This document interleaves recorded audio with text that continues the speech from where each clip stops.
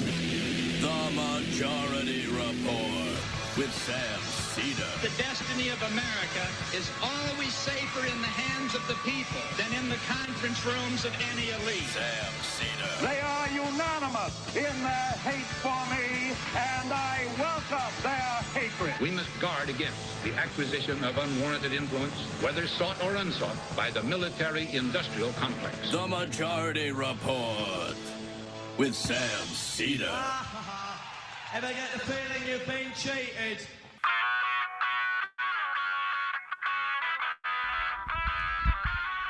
It is Tuesday, August 16th, 2022. My name is Sam Seder. This is the five-time award-winning Majority Report.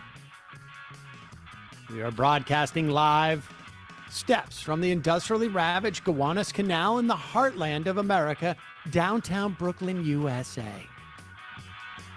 On the program today, Biden to sign the Build Back a Bit bill, climate, healthcare, big expenditures, maybe a half a sandwich, probably closer to a quarter of a sandwich. It's also primary day in Alaska and Wyoming as Lynn Cheney winds down her congressional career. Meanwhile, Rudy Giuliani is told he is a target of the Georgia Trump election influence investigation.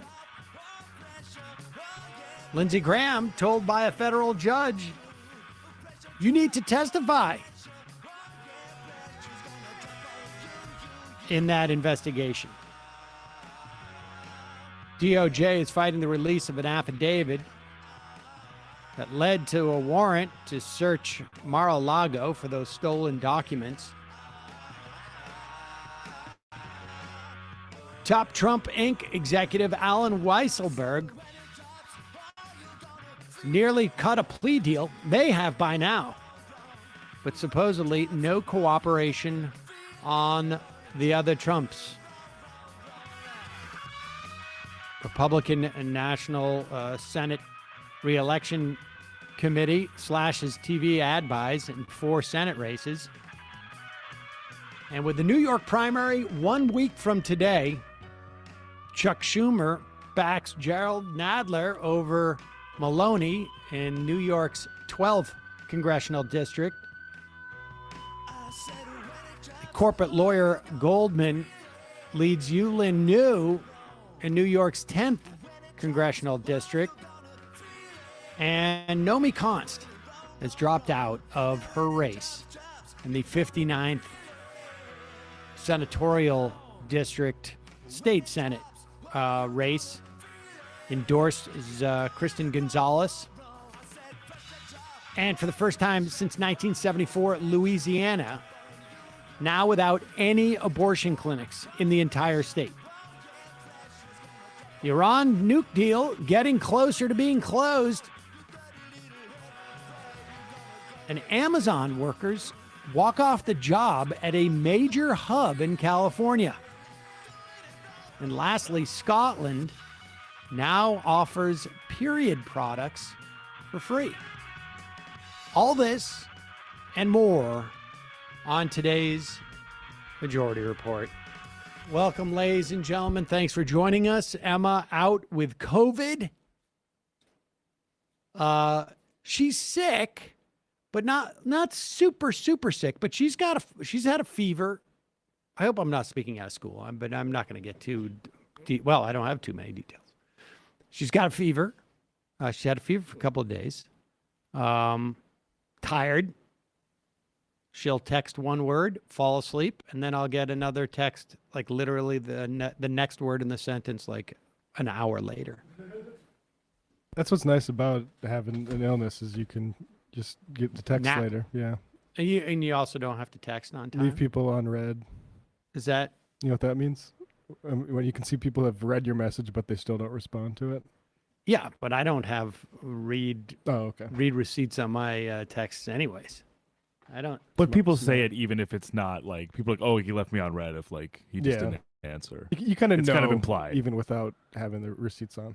I gotta be honest with you. There are hours and hours when I text, and here's the worst part: when people text me during the show, and I just like flip it out of the way, it gets unread, and then I forget that they texted me, and then I mean that's what happens to me all the time.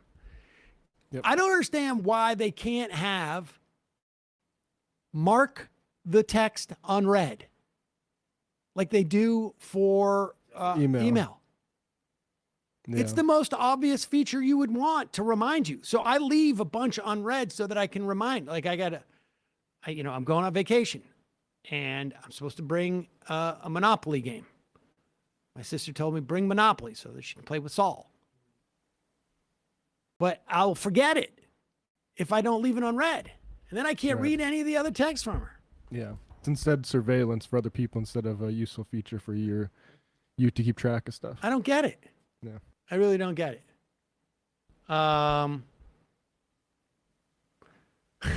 Someone just asked, what kind of lingo are your kids using these days?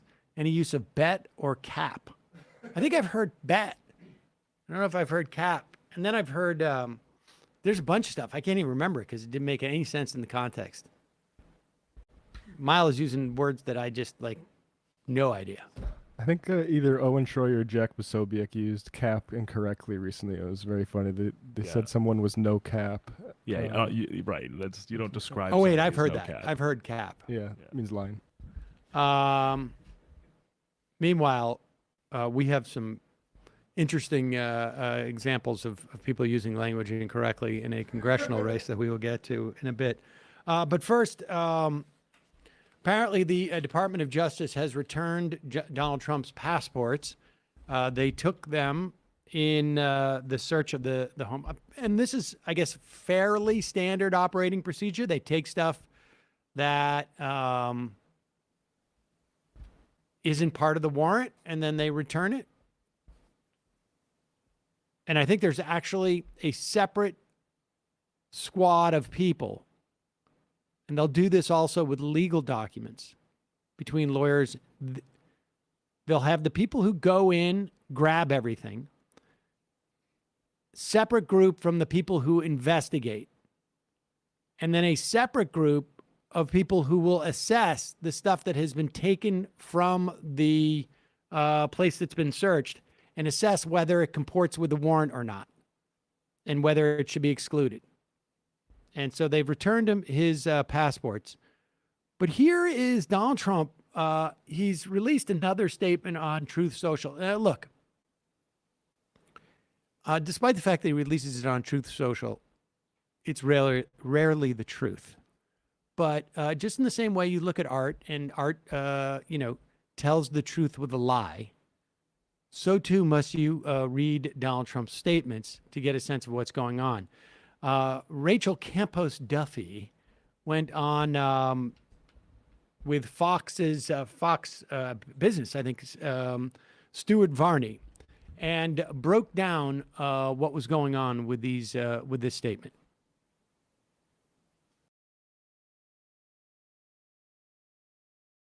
Ease tensions after the raid. Here's what he told Fox.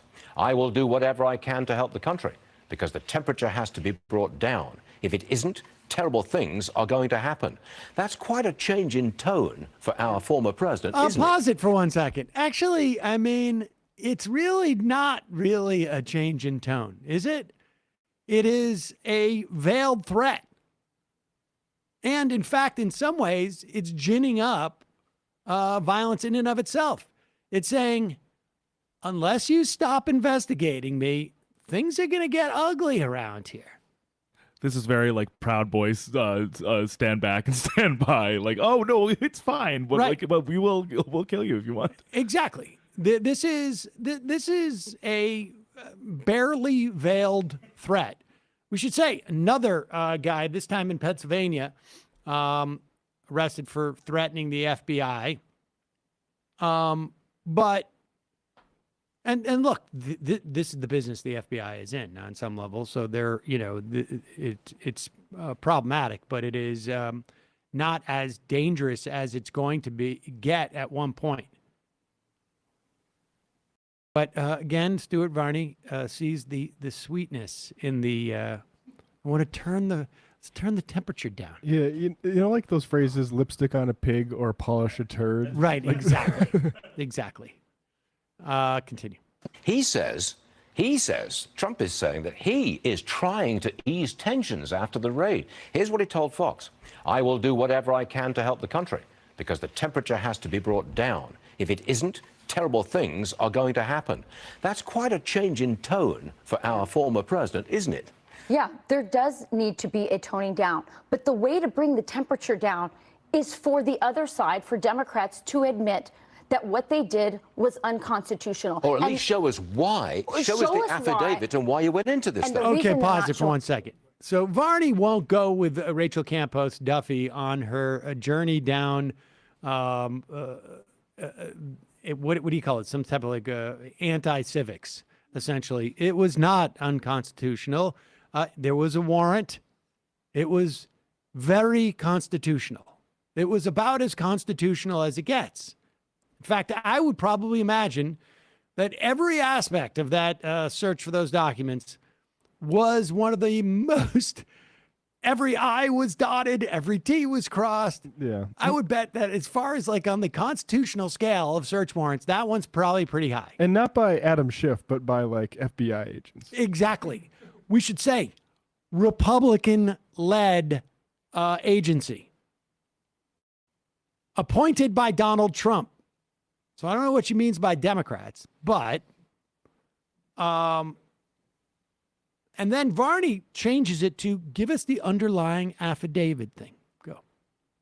Why is they know this is a political vendetta. The only way to bring this country together is to bring us back to what we were, which was a country that had equal justice. Can I just say for a second, Please. Imagine for a second if this had happened to Barack Obama, if his home had been raided, if Michelle Obama's closet had been raided. Think about what the left did in terms of riots and violence over George Floyd. It would be double that for the first black president. There is a double standard on the way Donald Trump is treated. And what the American people are saying is it's not just Trump in his orbit, they're coming after me. And that is why people are at this point, this is the Rubicon that's crossed. This is very dangerous territory we're in. And the only way to lower that temperature is for the left to look in the mirror and say, my goodness, what are we doing to this country for the sake of power and ideology? It's wrong. They're not going to do that, and the temperature is not going to come down. That's my opinion. Wow. I mean, I don't know how more racist she could get. I in know. That, description. I can't. The whole thing of he'd be a double George Floyd if Obama got raided. Yeah. Like, what are we First talking black about? president. I mean, I think had Barack Obama had a history of, prior to being president, had a history of running with the DOJ and with the gaming commissions and this and that.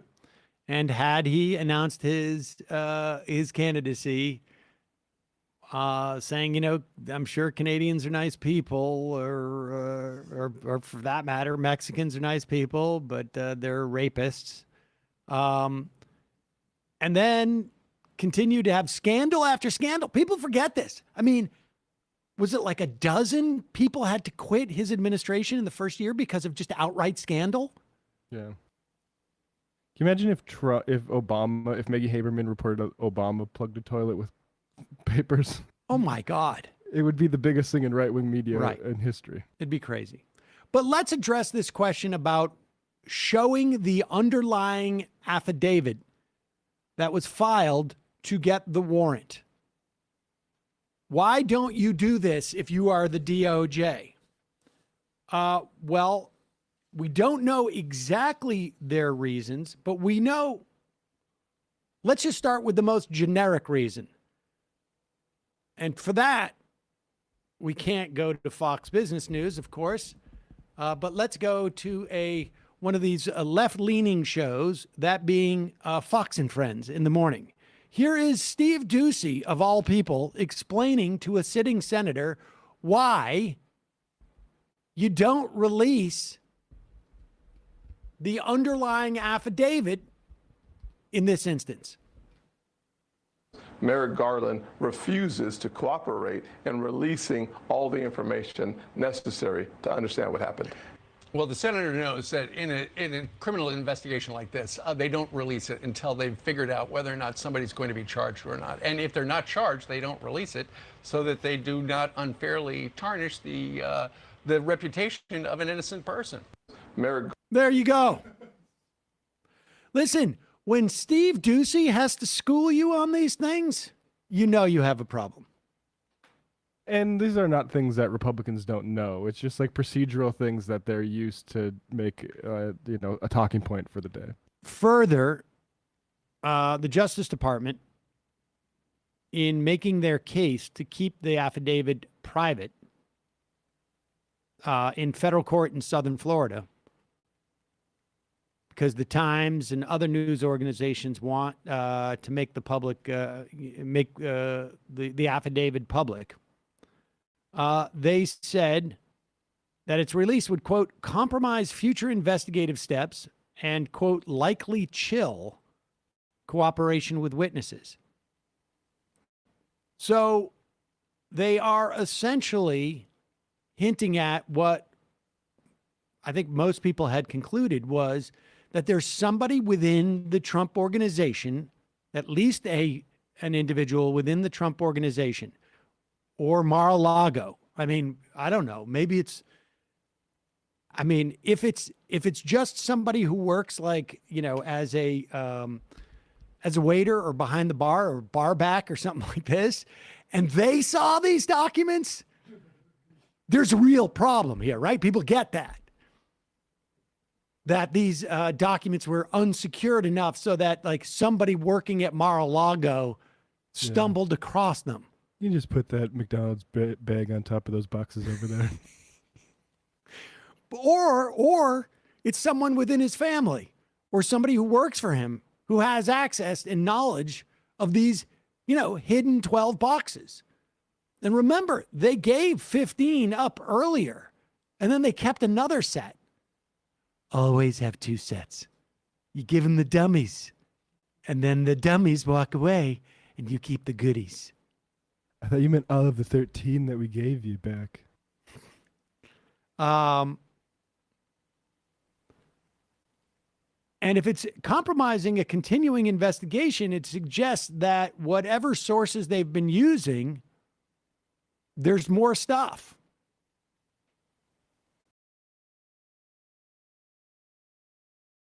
And releasing the affidavit could harm other high-profile investigations as well. We don't know if those investigations deal with people like Giuliani or associates or, I don't know, Devin Nunes or what? I mean, we could speculate. Like, why did Trump keep these things? It could be just because he was sentimental. Could be because he forgot. I mean, put aside just the question as to whether or not they were unclassified or whether he was allowed to take, like, why did he keep these boxes? I don't think Donald Trump would sell them, do you? Or use them as some type of like insurance policy so he didn't get charged with something, or? I'm sure there's a reasonable answer.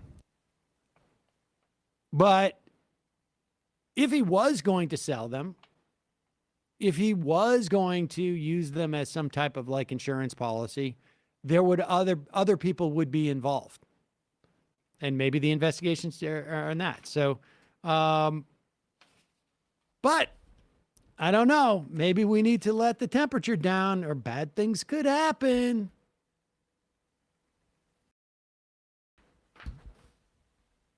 Folks, word from our sponsor. If you are a business owner, the last thing you want to do this summer is sort through tons of unqualified candidates' resumes when you could be redoing your deck or relaxing in the pool.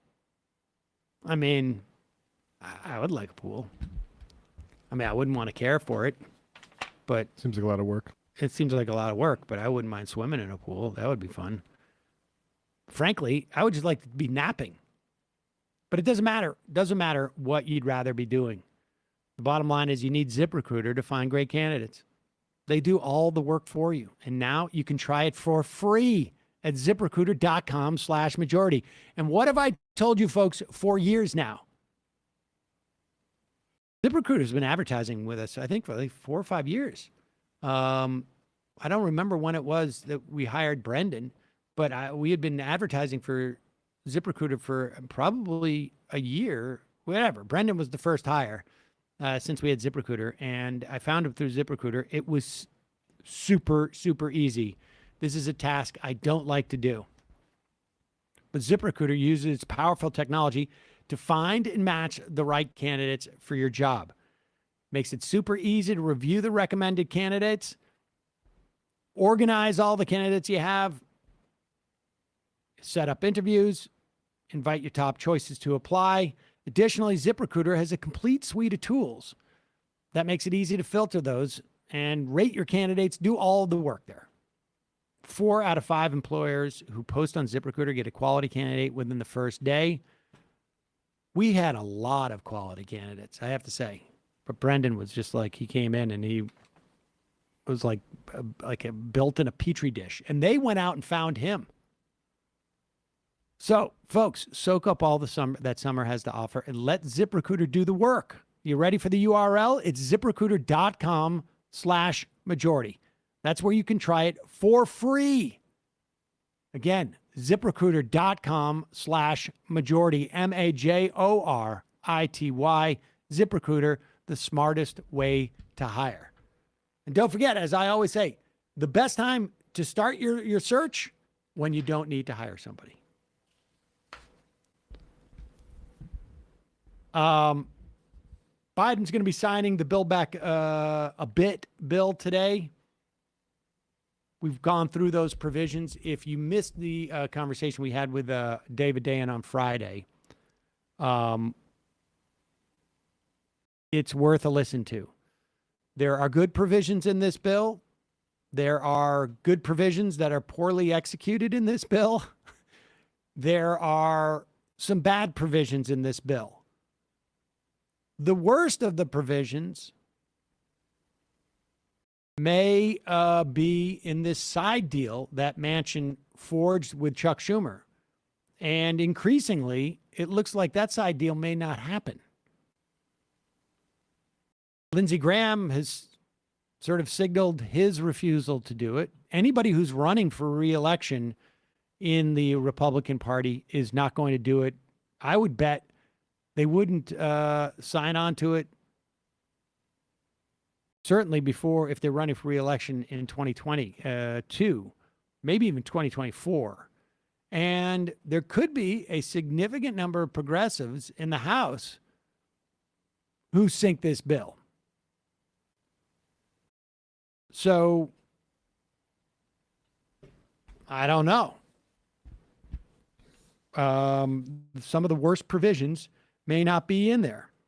The one of the things that'll be interesting to watch in terms of its impact is the 1% tax on stock buybacks. It supposedly will bring in about $7.5 billion a year over the next 10 years. It comes in the wake of the S&P 500 index buying a record amount of their own stock last year, $882 billion. What I don't understand is, and maybe, this is a perfect example of,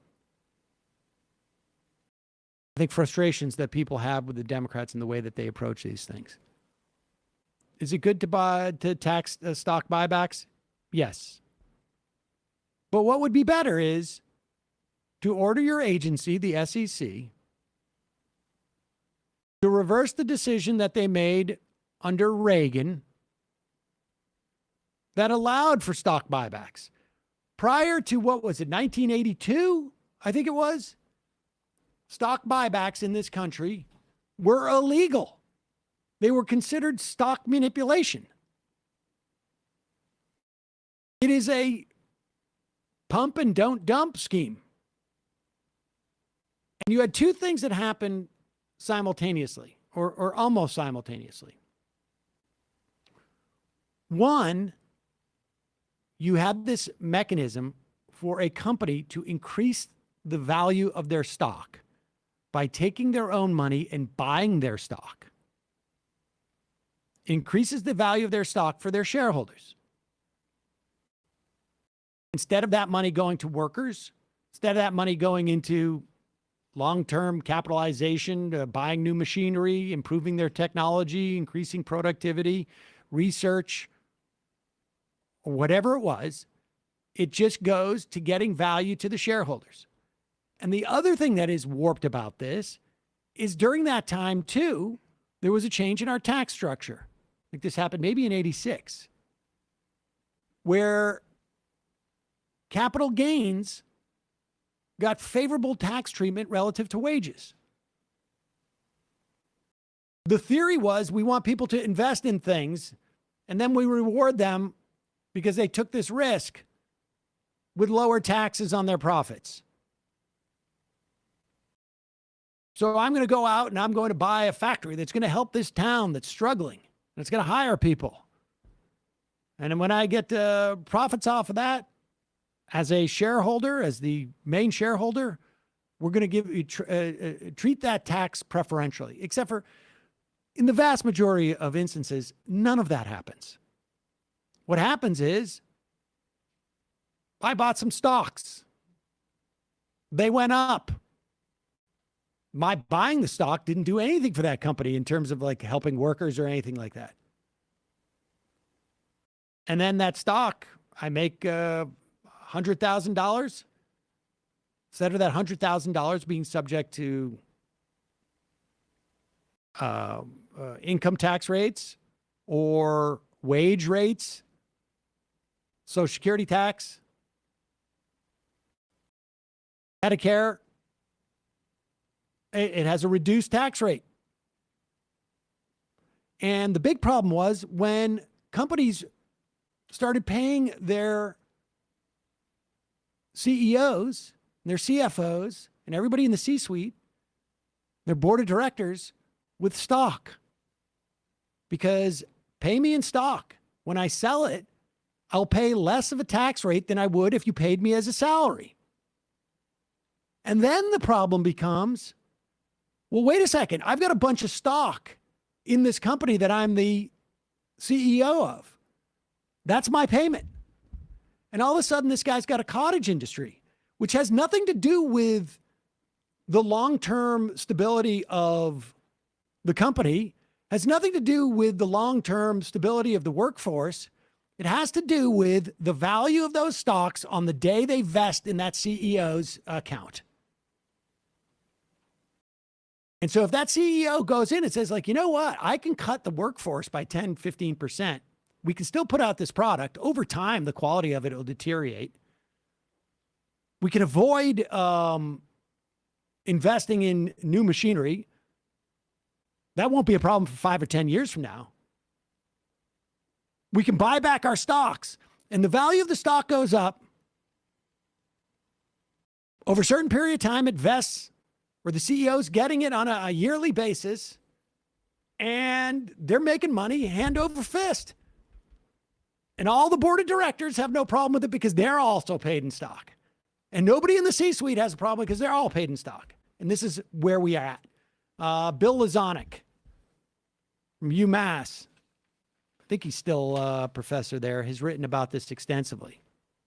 It really is worth checking out. Wasn't there some CEO or some guy, it was like a Bloomberg talk, but he asked a crowd of businessmen, like or investors, how many of you reinvested your buybacks? I'm trying to remember who that was. Yes, and it was, and everybody, and he was shocked. I think it was the Commerce Secretary at the time under the Trump administration. Mnuchin? I think it was Mnuchin or it could have been Wilbur Ross. Not Wilbur Ross. It wasn't the Commerce Secretary. It was either Mnuchin or the first guy from Goldman Sachs. I can't remember who it was. I can't remember. But he went up there, and maybe it was Mnuchin, I think it was, though. And now that I think about it. How many of you are reinvesting your money? None. Why would we do that? There's still this sort of myth in this country of like the company man from the 50s, and I do mean man, who, you know, I'm doing this for the company. I'm going to work at this company for 25, 30 years.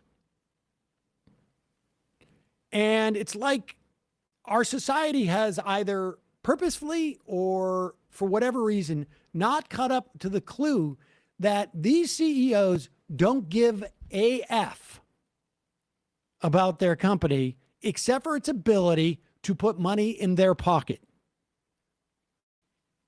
Period. And the best way to put money into your pocket is to get your stock numbers up and cash in on that. And then your taxes are low too. It was Gary Cohn, I guess it was. Thank you. IMer. Oh, so it's NEC director, yeah.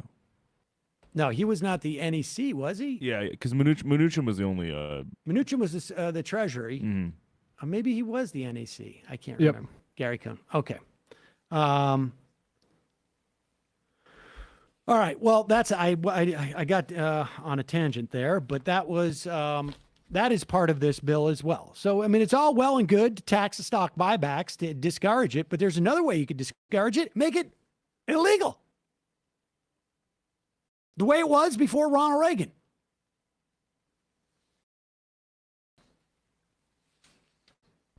All in all, not a bad thing to have this bill pass, certainly, but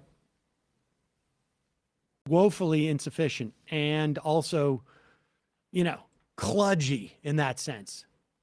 1% stock buyback. Now, I'm also clear that there was a different stock that was supposed to be going in there. That was to keep hedge funders. And the way that this is the carried interest loophole, they call it. I mean, I don't know why you call it a loophole. But it's structured so that if I have a hedge fund where I go around to all my buddies, Bradley, give me $10 million. I only allow people with $10 million to invest in my thing. Matt, $10 million. Emma, $10 million. I control $30 million. Of course, the numbers are actually much bigger than this. But I control $30 million. I invest that. And my salary is a function of what we invest and the returns. Both. And I get capital gains on that, even though that's not my money. I just directed where they invest. But I get taxed as a capital gains tax there. Why is that? Just because they got the money and they donated it to people. Kristen Sinema, I think, got an extra $1 million in fundraising, didn't she? Here's that Gary Cohn thing. This is actually worth watching. Watch this. This is back with the Trump tax cuts and Gary Cohn under the impression that they're going to, this is going to be rolled back into business. This is, I mean, think about how insane this is. This guy is the chief advisor on the National Economic Council and has absolutely zero understanding of the incentive structure of CEOs in this country. Do you understand how just jaw-dropping? Like, this should have been everywhere. Watch this. He's out of Wall Street. Go ahead. You all a quick question. If the tax reform bill goes through, do you plan to increase investment, your company's investment, capital investment, just a show of hands, the tax reform goes through? Okay. Why aren't the other hands up? Why aren't the other hands up? John, I've got a question for Gary quickly. Oh, yeah. You all a quick question. Yeah. So the reporter asked everybody, and like one or two guys maybe put up their hands. And Gary, why aren't the other hands up? A few doing the mid. I wonder if that's like a question that just echoes in his head until he dies. Why aren't the other hands up? Why aren't the other hands up? Are they shy? Are these titans of industry shy? Acting like me in like a class where I haven't done the reading. Exactly.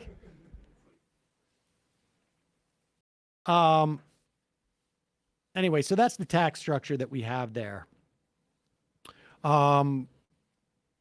what else did I want to go on there?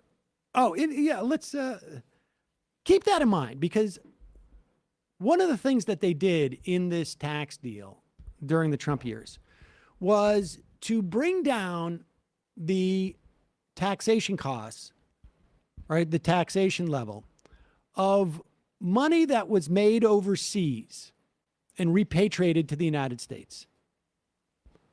This is money that had been basically sidelined since 2004, I think it was, or 5.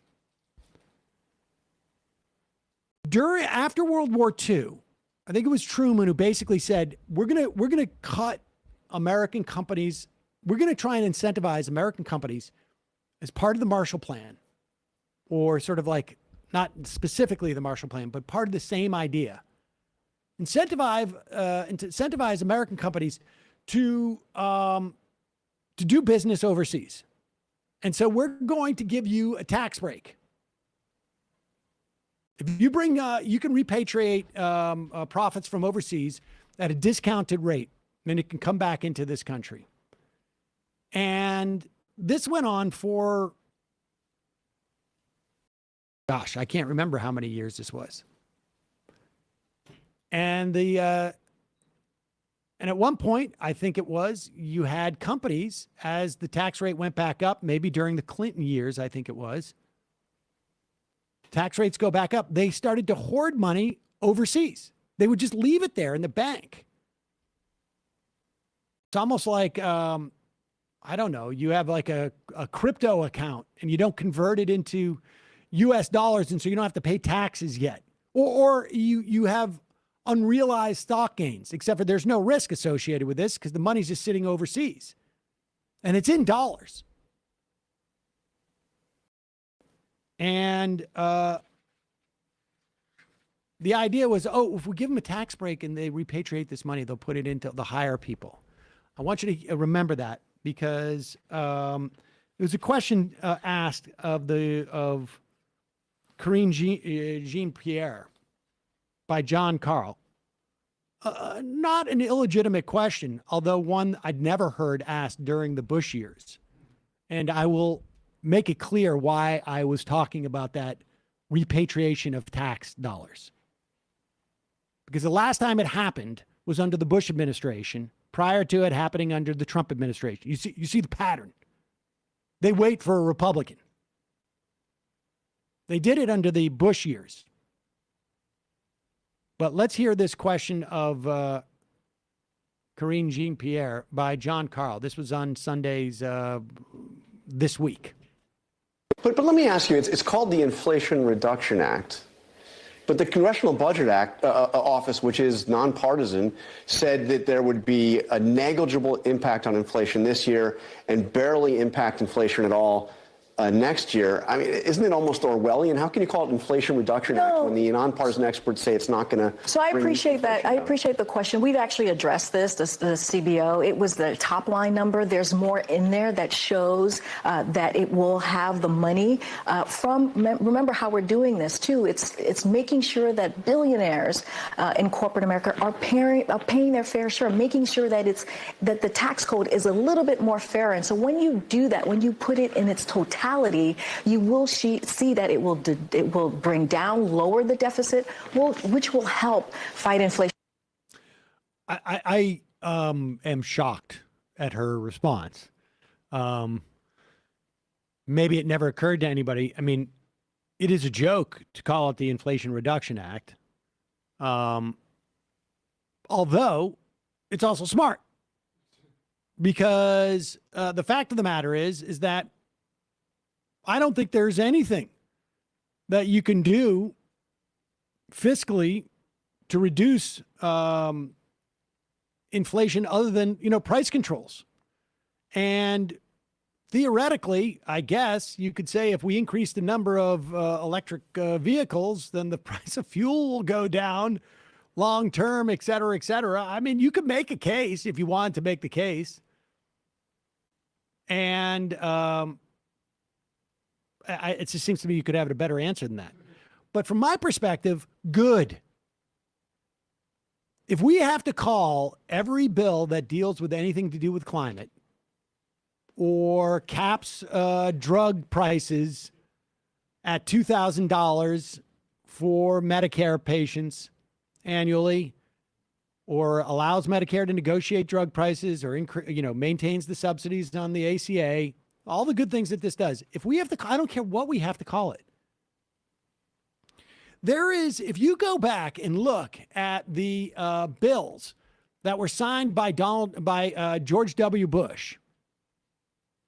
Now, there was nothing passed during the Trump years except for a tax cut for wealthy people. I don't think they called it the tax cut for wealthy people. They called it some other It was the Tax Cuts and Jobs Act. Right. Right. In 2004, October 22, the American Jobs Creation Act of 2004 was a bill that allowed for foreign profits made by these companies that have been keeping these profits offshore, waiting for a George W. Bush or a Donald Trump or some other Republican to come in and give them a discount with no strings attached. And they called it the American Jobs Creation Act because it was going to create jobs. They're going to take these trillions of dollars that have been offshored. They're going to bring it back into this country, and they're going to create jobs. Because of the mentality that if you lower taxes, businesses are just going to hire more people. As if businesses hiring more people is not a function of more demand. It's just that if I have more cash, I'm going to hire more people. There was not only was there not a single job created from the trillions of dollars that were brought in at a completely reduced, I think it was dropped from like 20% to 5%. I can't remember the numbers off the top of my head. Brought back into this country. You can go back. HP, one of the biggest pushers of this. As soon as this passed, they cut 14,000 jobs. And that story was told over and over again. And I do not remember a single person in the mainstream media saying, American Jobs Creation Act, isn't this just a tax cut? Hello, George Orwell. Isn't that a little Orwellian? We could go by, you could look at all these things. No Child Left Behind. Where's this Clean Skies? What was that one? I'll tell you, the Clean Skies Act, I'm trying to find where that was. They called it the Clean Skies. Or the Healthy Forest Restoration Act of 2003, I can tell you, allowed for more logging. There was a Clean Skies. The Clear Skies Initiative? Clear Skies Initiative. You know what the Clear Skies Initiative did under the Bush administration? It forced states that had high standards for how much mercury you could put into the air to drop those standards.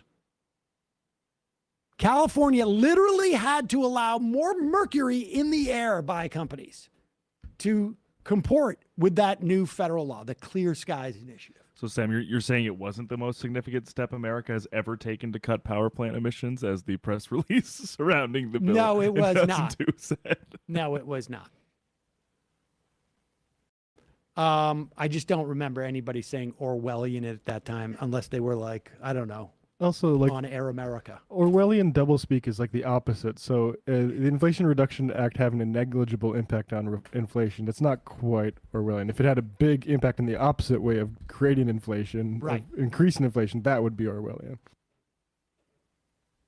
But let's not get picky. Let's not get picky about that. But I just thought, I mean, it's a legit, the whole inflation thing, I still contend, is the way that we're going about this, complete joke. And I think we're starting to see prices start to level off and maybe prices come down. In part, it'll be a function because we just destroyed the housing market. The Fed did, which is the last thing we need in terms of rents are out of control. The prices of houses are dropping now because interest rates are so high, but the problem is we're not building new houses. And so rents are going to continue to go up.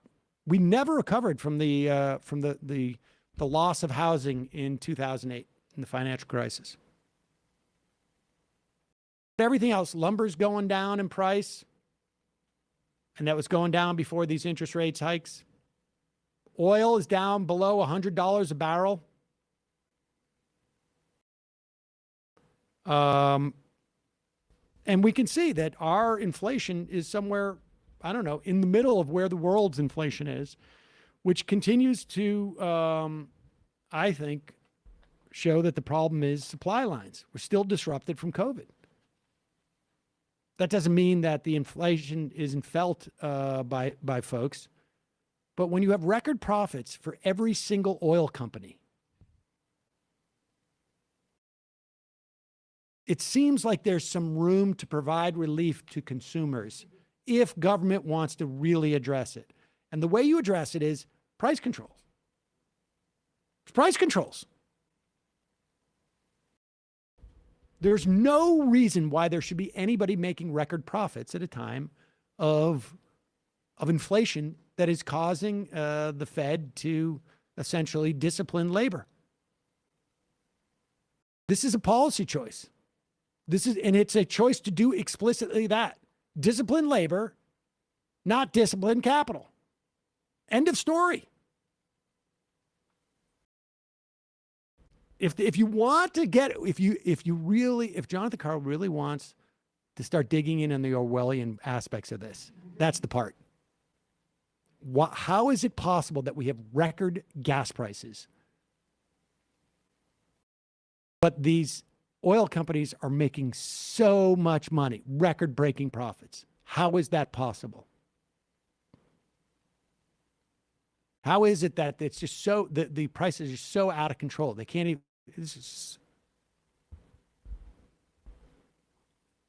it is time to nationalize the refineries. Yeah, and even like short of nationalization, like the windfall profits thing, like that should just be automatic. Because I mean, think of like $100+ however much it would mean for everybody who gets that check. But also, that's all that money that this, frankly, world-destroying industry has to play with. That is, we should have as an automatic stabilizer of sorts, windfall profits tax that just kicks in automatically. Just take this right off the top, plow it back into mitigating the damage you're doing with the profits you're making. Understand, this is all they are doing. The profits are coming at the expense of the world and humanity. Period. Like literally, they are offloading the costs that are associated with this and using it to fortify themselves. We just spent $350 billion to mitigate the damage of corporations that are making record-breaking profits. That is just simply a transfer of wealth. That's what that is. I mean, people talk about redistribution. That's what's going on here, folks. It's just that there's like a slight middleman. Instead of like us handing the money directly to them, we put our hand through a curtain. They put their hand through a curtain, and then we put it in there, but we can't see that part. It's like a glory hole of sorts.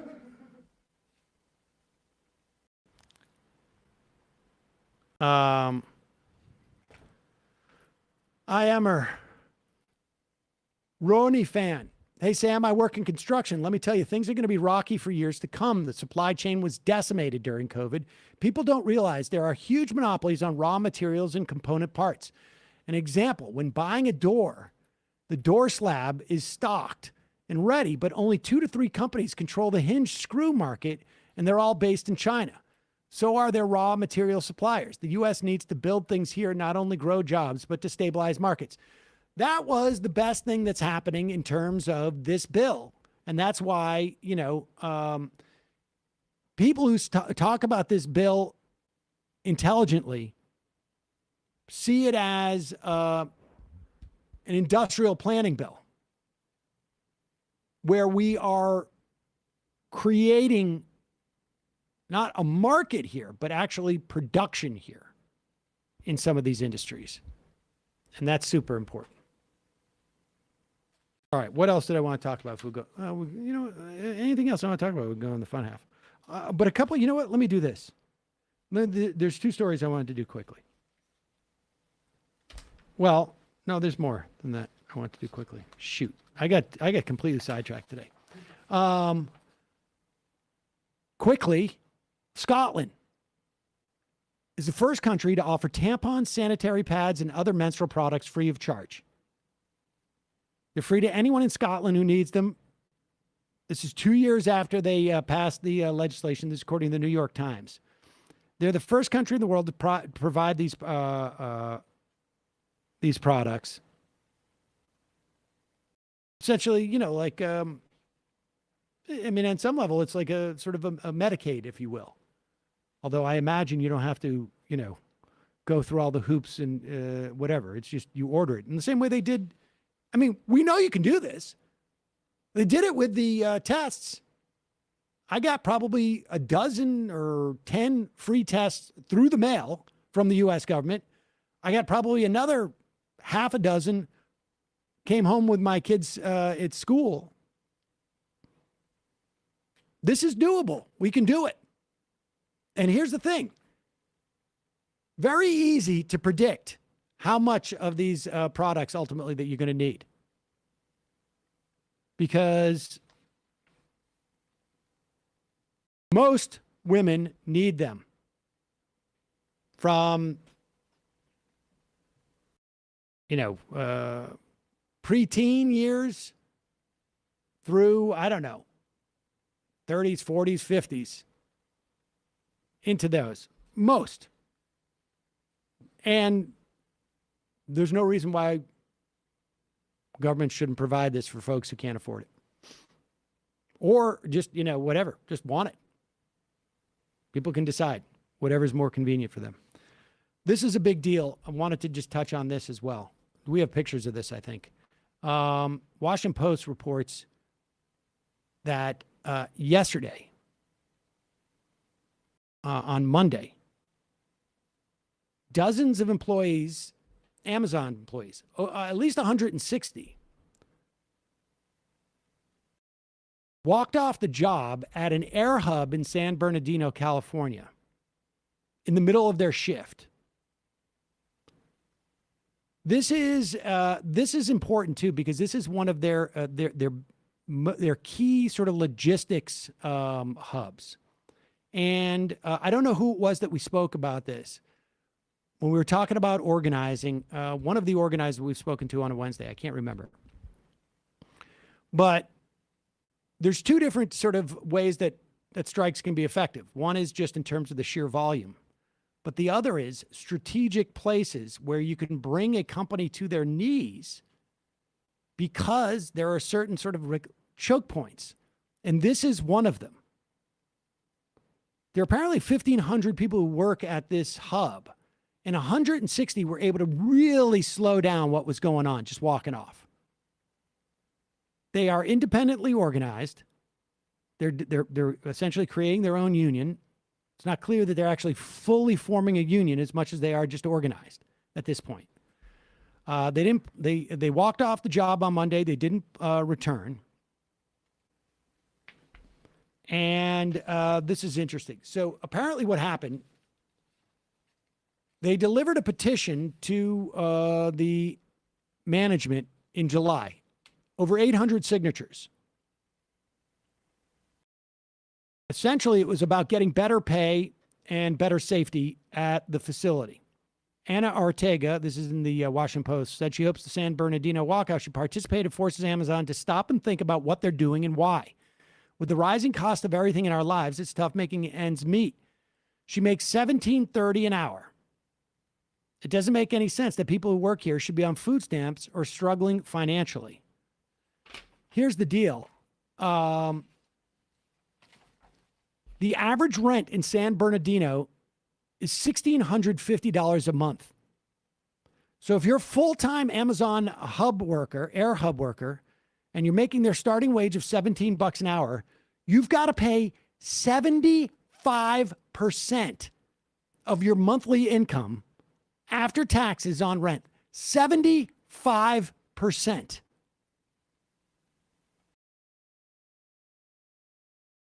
A living wage in San Bernardino, just a living wage. That means like you're living. You're not skipping meals. It's closer to $18.10 for someone without children. Without children. We're not making enough to save anything, says Sarah Fee. She was one of the lead organizers of the Inland Empire Amazon Workers United. If something goes wrong with my car, I don't have savings. Can't afford to eat healthy food. I have to buy chicken nuggets or noodles. So they got 800 signatures from workers. They demanded a $5 an hour pay increase. Series of smaller raises with workers with specific job titles and night shifts. They also are concerned about how hot it gets there in certain months in the summer. So they delivered this petition. In response, Amazon called an all-hands-on meeting at the facility on August 3rd and 5th to address the petition. You ready? Managers had some thoughtful responses. Here we go. Managers suggested that workers save money by using public transit and enrolling in a carpooling benefits program. I mean, like, at least it wasn't NFTs this time. Exactly. And they also offered a $1.50 an hour raise on the weekday night shifts and $2 an hour raise on the weekend night shifts. So there you go. Just for the night shifts, you're getting the raise? $2 for the night shifts, $1.50 for the weekday night shifts. Well, I guess it's just the night shifts. You know. That way you can make up for the fact that you're not sleeping. It seems like less of a way to like help people out with transport and more of a way to get people to do night shifts. Well, because there's not as much public transport or carpooling, maybe. I don't know. They have gotten organizing assistance and space to hold meetings from Warehouse Worker Resource Center and Teamsters Local 1932, but they are an independent union.